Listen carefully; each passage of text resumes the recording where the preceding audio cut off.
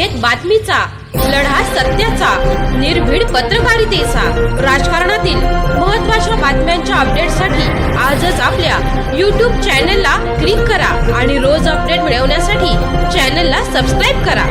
नमस्कार, आपण पाहत आहात वेद बातमीचा. देवळाली प्रवरा येथे श्रीराम कथेचा तिसरा दिवस. 34 वर्षानंतर पुन्हा ऐतिहासिक सोहळा. देवळाली प्रवरा येथील साई प्रतिष्ठानच्या वतीने आयोजित श्रीराम कथेचा तिसरा दिवस आज भक्तिमय वातावरणात पार पडत आहे.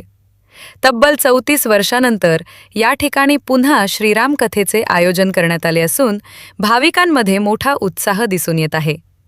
यापूर्वी 34 वर्षांपूर्वी याच ठिकाणी सीताराम ढूस, आसाराम ढूस व चंद्रशेखर कदम यांच्या पुढाकारातून रामकथा आयोजित करण्यात आली होती.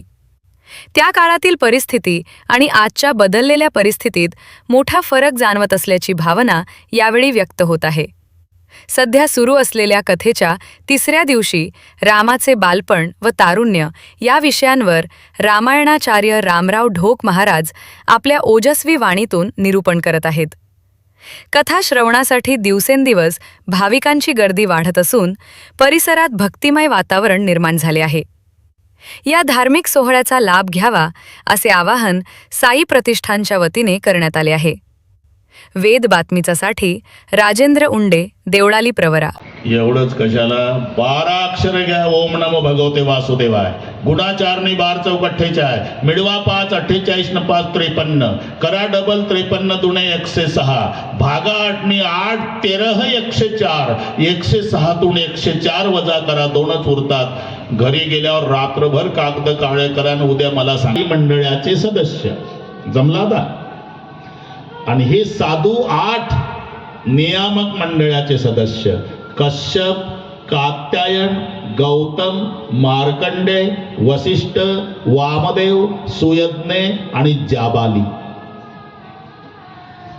वसिष्ठ नियामक मंडळाचे सदस्य आहे. आणि घटना अशी आहे, नियामक मंडळाच्या सदस्याचं राजाला ऐकावंच लागतं. राम देणार नाही म्हणणारा राजा दशरथ वसिष्ठ म्हणाले 2 पोरं दे जा. पळत आला आणि पाय धरले, आता 2 न्याका. आदेश नियामक मंडळातून आला. ही यंत्रणा आहे.